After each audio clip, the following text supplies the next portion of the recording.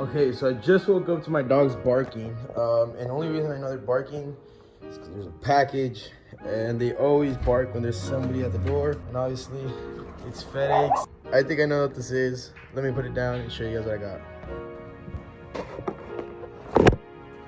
All right, guys. Well, as you guys can see here, it's not that heavy, to be honest. Let me go ahead and open it over here. For you guys who don't know, this is actually a harness bar.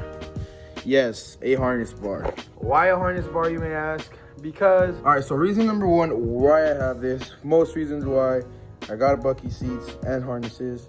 Reasons why I got that: for safety and obviously, you know, better driving. I know it's pretty ricey for somebody who doesn't have that much horsepower, but trust me guys, for now I just want to get into the safety of things and prep my car and have it ready for high horsepower than to actually, you know, hit those numbers and have a stock interior. So because I do eventually want to go high horsepower with this build, I'd rather get anything I can get out of the way now out of the way, since you know, I don't really need this now. So I will be installing this to the Lexus IS 300. This is all we have now. I am waiting for my Sparco seats and the rails and the harnesses.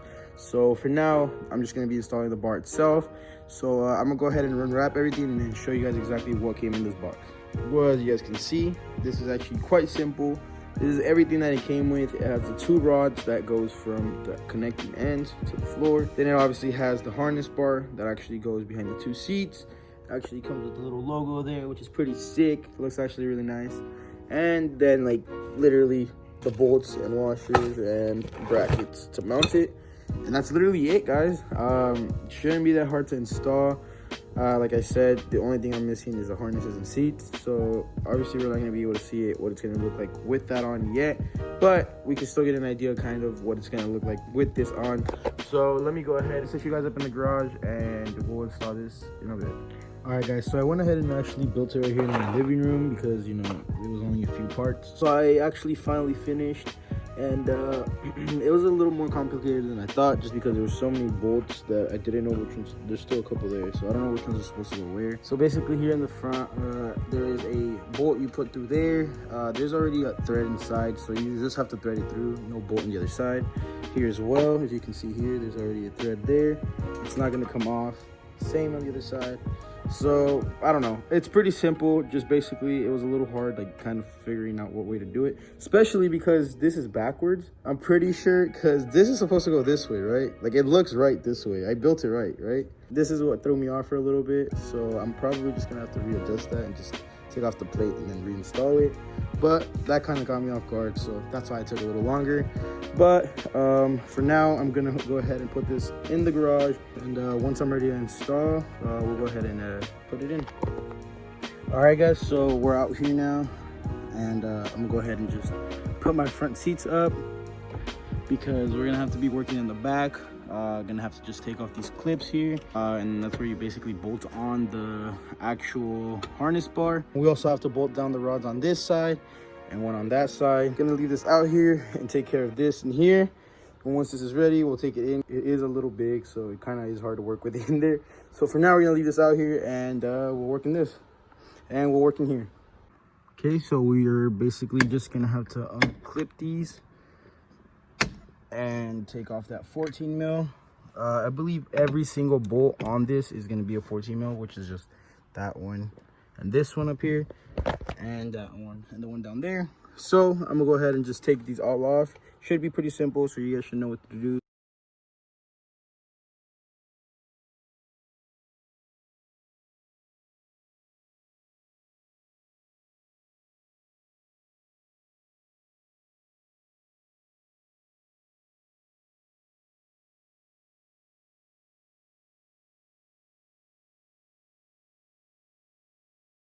Took me a really long time.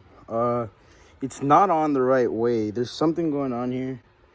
I don't know if the bracket's supposed to go in or outside, but it's a little uneven. I know it's because I have it that way, but that's the reason why.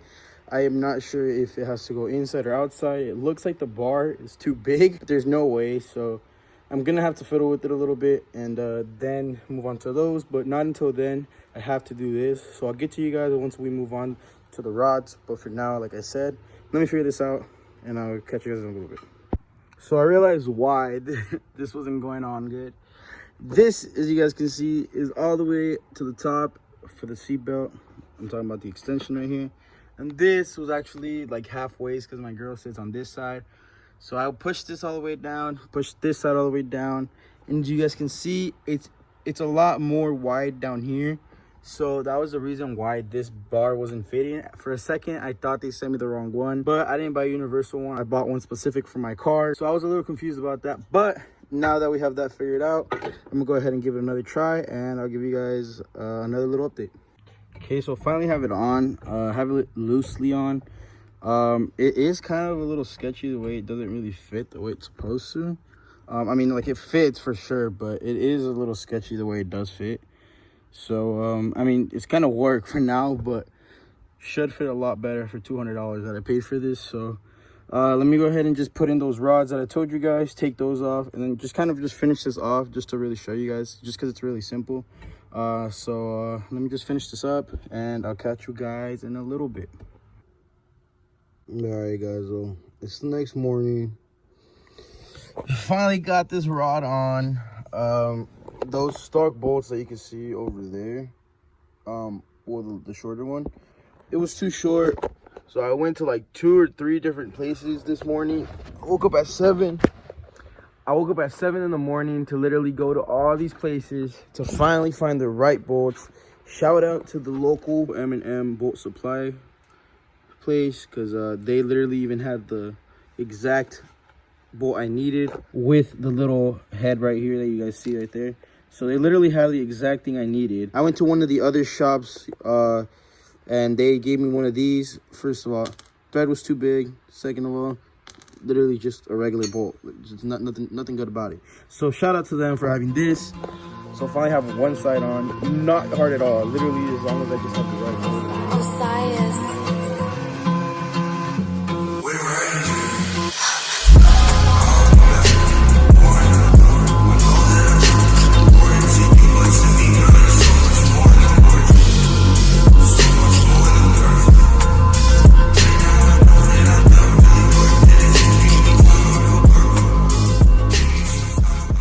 Well, as you guys saw, it is complete. Excuse the little garbage I have down there, it's a little messy, but this is what it looks like. Actually looks really sick. Still surprisingly have room in the back, not with my seating because I like to sit all the way back, so nobody can even sit behind me anyway. This is what I like to keep it at.